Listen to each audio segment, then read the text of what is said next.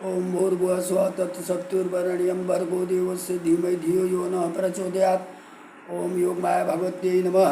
मित्रों, आज मैं रामोद पांडे शास्त्री कुमारी वैष्णवी चैनल से आप लोगों के समक्ष श्रीमद् देवी भागवत पुराण अष्टम स्कंध से तृतीय अध्याय प्रस्तुत करने जा रहा हूँ।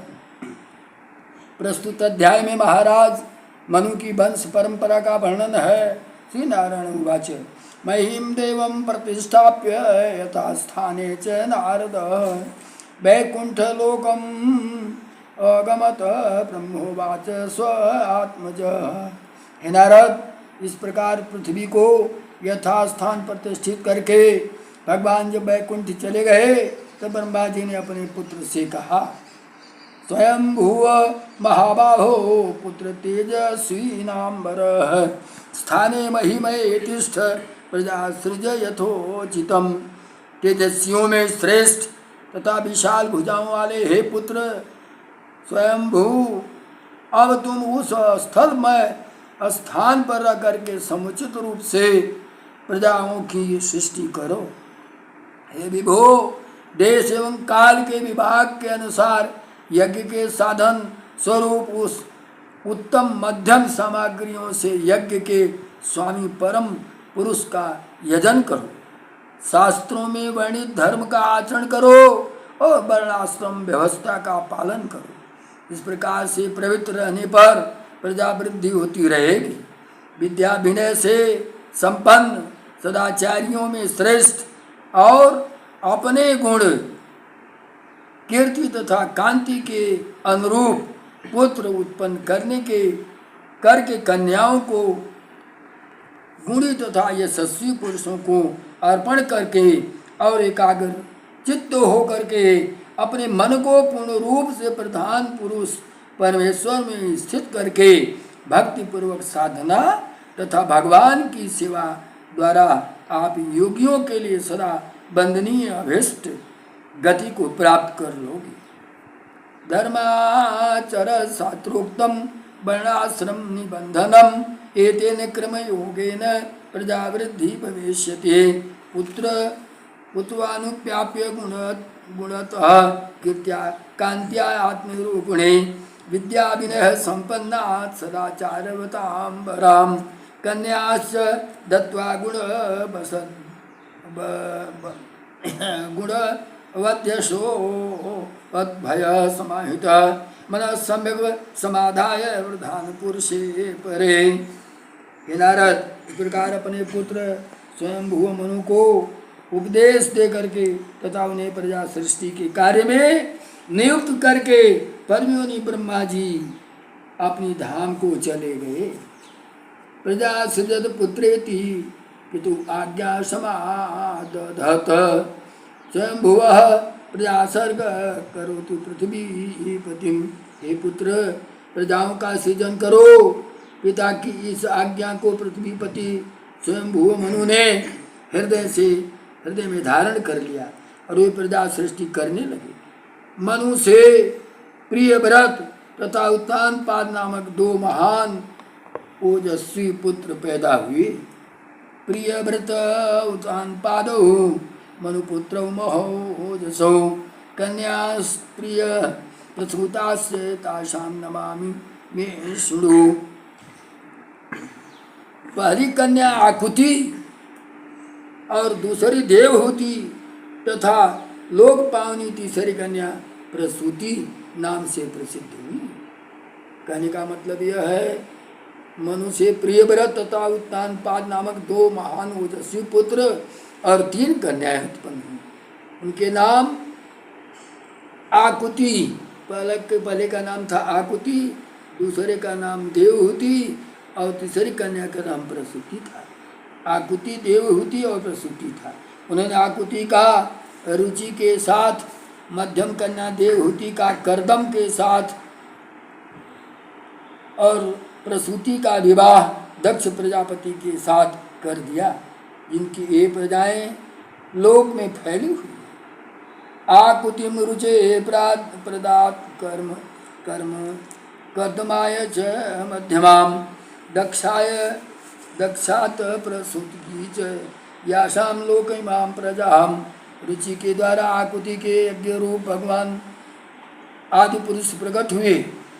रुचि के द्वारा आकुति से यज्ञ रूप भगवान आदि पुरुष प्रकट हुए और कर्दम ऋषि के द्वारा देवहूति से कपिल उत्पन्न हुए। परम देव ऐश्वर्यशाली उस कपिल मुनि ने सभी लोकों में असंख्य शास्त्र सांख्य शास्त्र के आचार्य के रूप में प्रसिद्धि प्राप्त की। इस प्रकार दक्ष के द्वारा प्रसूति के संतान में बहुत सी कन्याएं उत्पन्न हुई, जिनकी संतानों के रूप में देवता, पशु और मानव आदि उत्पन्न होकर लोक में प्रसिद्ध हुए। वे सभी इस सृष्टि के प्रवर्तक रहे। रुचे प्रजज्ञे भगवान यज्ञो नामादि पुरुष आकुत्या देवहूत्यां च कपिलवसौ च कर्म कर्दमात्।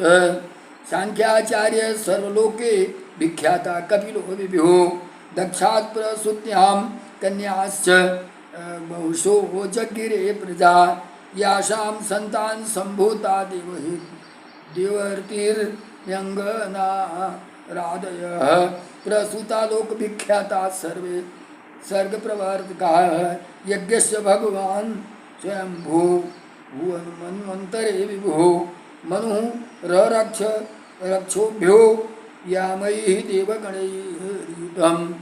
सर्वसमर्थ भगवान यज्ञ पुरुष ने याम नामक देवताओं के साथ मिलकर के स्वयंभू मनवंतर में राक्षसों से मनु की रक्षा की थी।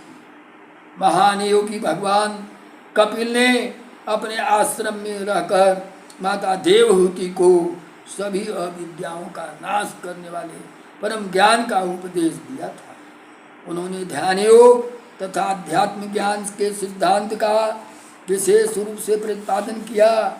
समस्त अज्ञान को नष्ट करने वाला उनका शास्त्र कपिल शास्त्र के रूप में प्रसिद्ध हुआ।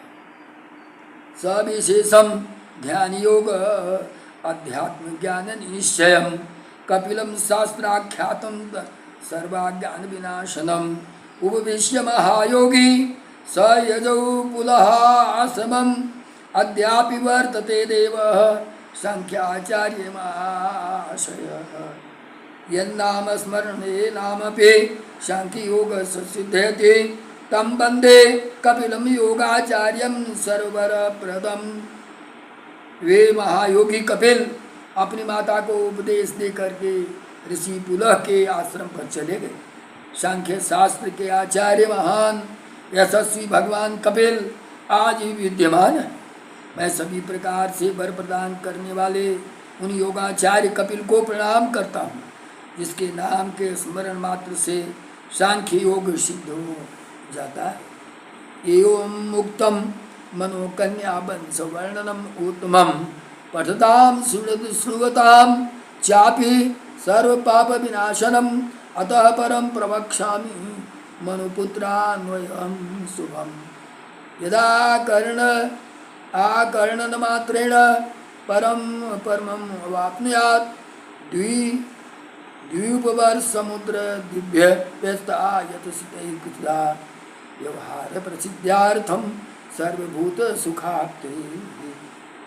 नारद, इस प्रकार मैंने स्वयंभू मनु की कन्याओं के वंश का उत्तम वर्णन किया, जिसके पढ़ने तथा सुनने वालों के सभी पाप नष्ट हो जाते हैं। इनके बाद मैं मनु पुत्रों के पवित्र वंश का वर्णन करूँगा, जिसके श्रवण मात्र से मनुष्य परम पद को प्राप्त कर लेता है। उन मनु पुत्रों ने व्यवहार की सिद्धि के लिए और सभी प्राणियों की सुख प्राप्ति के लिए द्वीप, वर्ष और समुद्र आदि की व्यवस्था की। श्रीमद्देवी भागवते महापुराणे अष्टादशसहस्रस्यां संहितायां स्कंधे वनकोश विस्तारे स्वयंभुवनम अनुवंश कीर्तनम नाम तृतीयोध्याय। बोलो विष्णु भगवान की जय, बोलो माँ जगदम्बा की जय, योग माया भगवती की